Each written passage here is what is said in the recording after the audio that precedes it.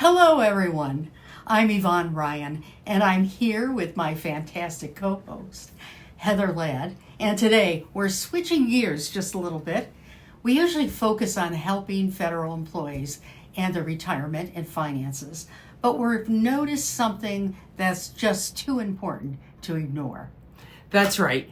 And this time, we're talking about something that's impacting all of us: media bias. You've probably felt it.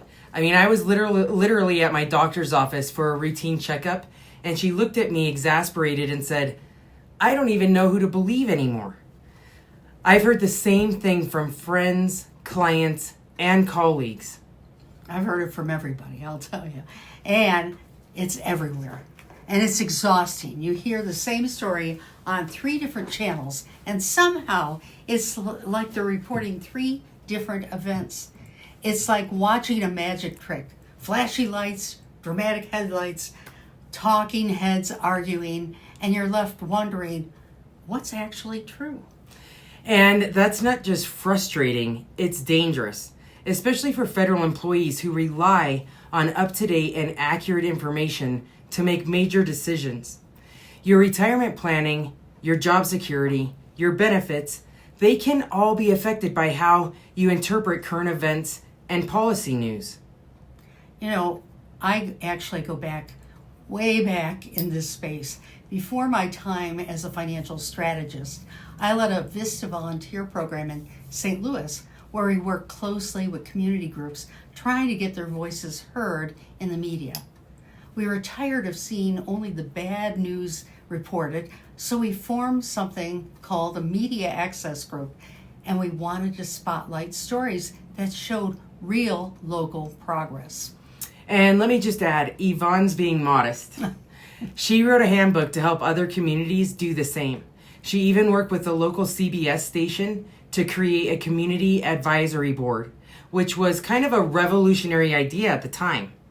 Real people meeting with news producers to say, hey, don't forget about all the good stuff happening in our city. You know, and for a while it worked. We saw change. But then in the 1980s, under President Reagan's administration, the Fairness Doctrine was eliminated.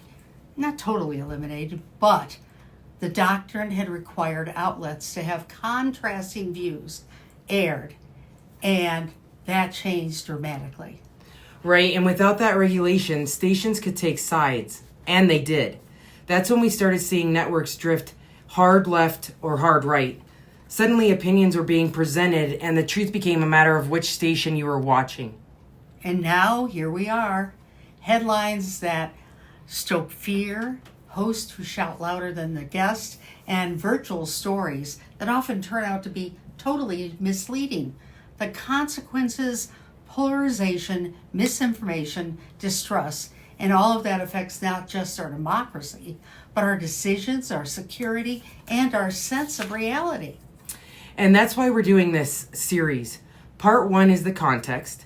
Part 2 will focus on how to spot bias and protect yourself from being misled. And Part 3, that's going to be interactive. We're calling it At Your Request, where we help you break down the stories that make you go, wait a minute.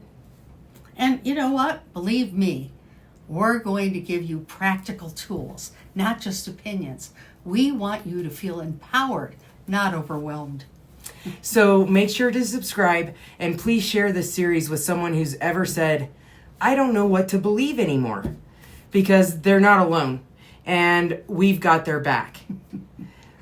We're your retirement BFFs, best fiduciary friends, because everyone's retirement and their decision making deserves clarity and support.